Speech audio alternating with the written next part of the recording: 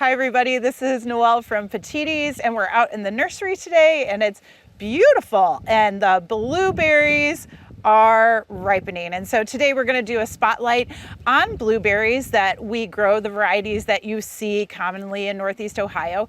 And we'll talk about all the things that you need for success with blueberries.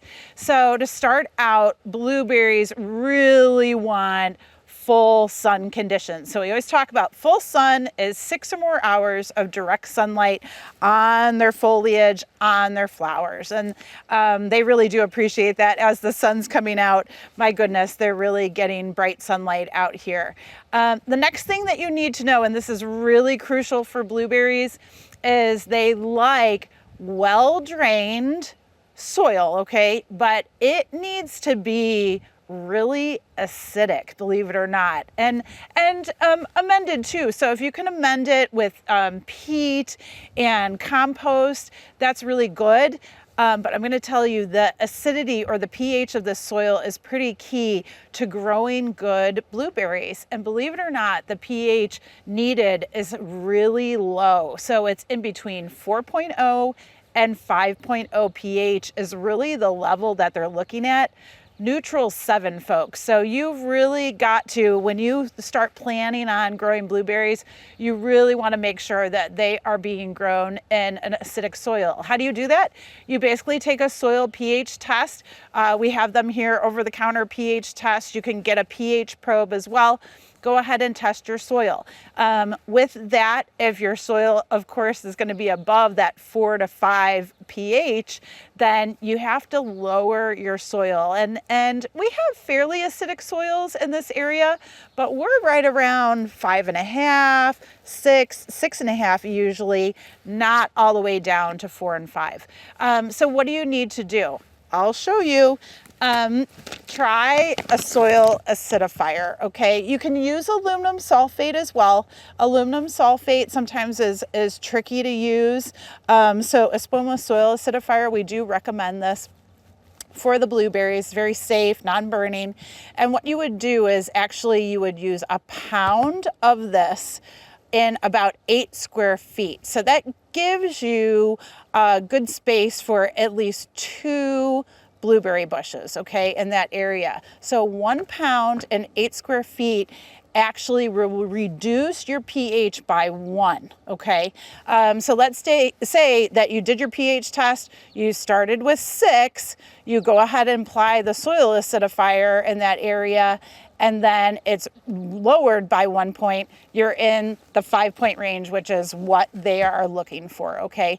So keep that in mind. Now, soil acidifier and trying to acidify the soil or lower the pH is not an automatic process. So really, you want to think about applying this as soon as you think about, oh, I'm going to grow blueberries, or I want to be successful with blueberries. So sometimes this can take 2 to 3 months to really break down and work into the soil. So at the time of planting, you can add a cup or 2 of soil acidifier around the plant to get started in and worked in with the soil that you're going to backfill into the hole, and then apply your soil acidifier around that area so it works its way into the soil as well. Okay, so that's something to keep in mind, especially for soil around blueberries. That's really, really crucial to have that lower pH.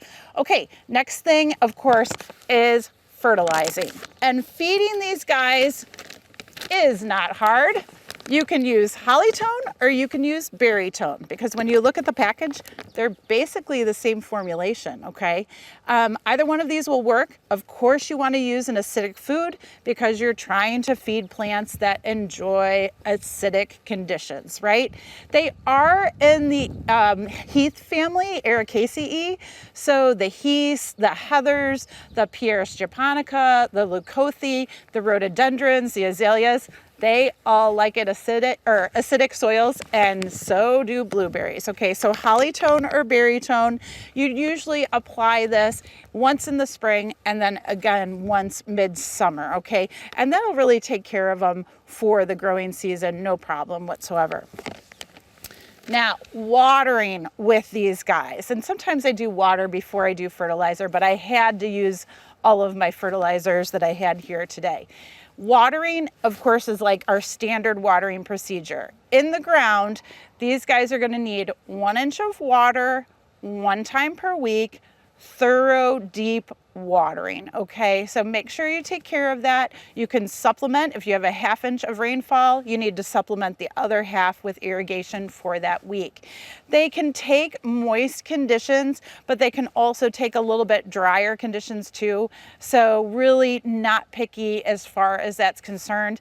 I wouldn't keep them waterlogged, because when we think about growing any of the Ericaceous family, they really don't like wet feet. So make sure again that soil is well drained, and that's always key with our clay soils around here. We either have to build that soil up a little bit higher, raise beds, what have you, or we have to make sure that we amend that soil well, maybe add some soil perfector to make sure that soil drains. Another thing that you have to consider with blueberry maintenance is protection, okay, from wildlife. And so I have bird netting right here. So when blueberries go through their flowering, just watch when they start to develop those berries. You have got to cover them.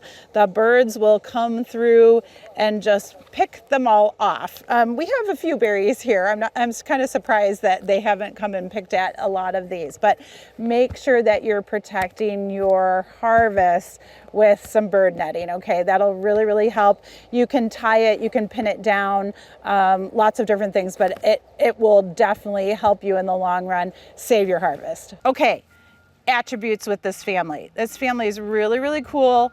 They are native plants, okay? And actually one of the better native pollinator attracted plants in this area. So your pollinators, and actually with blueberries, they absolutely have to have bees to make sure that they do develop their fruit, and bees absolutely need blueberries as well, okay? So they are a great native plant to grow. With these plants, there's a lot of neat ornamental things that they do. So actually new foliage, and this is actually our Patriot blueberry, and Taylor will come up and show you, but some of the new foliage on blueberries has a nice blush or red cast to it. And then later in the season, you'll notice that blueberry foliage can change all different colors, and reds and purples are very predominant in blueberries. So they make a great fall, early spring, and then fall colorful plant out there. Flowering, of course, starts usually in May and will continue on. But what you see is you'll see those small white bell flowers, okay? And they will obviously develop into our blueberry fruit that you'll see, okay? So again, very ornamental in the spring and then fall time. These guys, I do have to say, you don't have to do a lot of maintenance with them. There's really not a lot of pruning needed. When blueberries are young and you're planting at fruiting stage, or excuse me, at flowering stage or at fruiting stage, if you want to pinch those flowers and fruit to remove them in the beginning, okay, when you're planting, it helps because you're actually pushing energy back into the plant, back into the root system to develop. And then that plant, of course, will be nice and bushy and ready to bloom and produce for you the following year. So that's actually a really good thing to do. I know a lot of us don't want to do it. We want them to produce for us that first season, but it does help in the long run. So you can try doing that. With pruning these guys, you really don't have to prune blueberries until they get more mature. So let's say in their 4th year, 5th year in the garden, if they have some older wood or weaker wood inside the interior of the plant, go ahead and remove that. And you're going to take that older wood and you're going to take it down to the base of the plant as best as you can. That's really all they need pruning wise, unless you have the 3 Ds. So if you have disease, damage, or dead areas in this plant, obviously you're going to remove those. And I should have mentioned with pruning, best time to prune these guys is going to be during that dormant season. So usually late winter, early spring, you can get out there, find a good mild day where you can go out and remove some of that wood. They are deciduous again, so they're going to lose their leaves in the fall, no problem, and then they'll reflush in the spring without an issue and usually stay nice and clean and green. If you do see an issue with more yellow foliage, sometimes blueberries can get chlorosis, which is basically, it can be treated with more iron or iron-rich fertilizer. So you go ahead and you apply an iron tone or something similar to increase the iron around them, and that will help green them back up again, okay? Other than that, let's talk about varieties here. So what's great about blueberries is they can be self-fruitful, okay?